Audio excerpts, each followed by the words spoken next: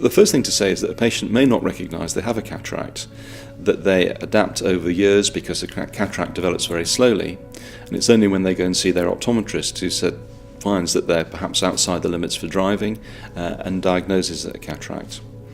So a cataract is the lens inside the eye goes cloudy, and when light hits it, it scatters light within the eye.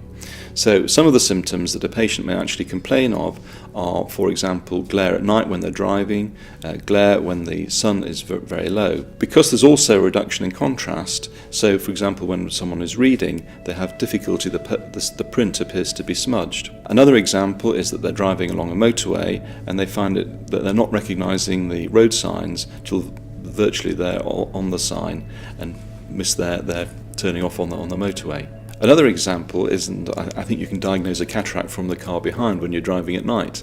So a patient will be driving along and a car comes in the opposite direction and they will slow down, and when the car has passed they will speed up, and that's because they're glared out by the dazzle from the headlights. So it's important that patients go and see an optometrist on an annual basis, and the optometrist can diagnose a cataract and then refer them on to a specialist cataract surgeon for further assessment and a decision about a treatment plan.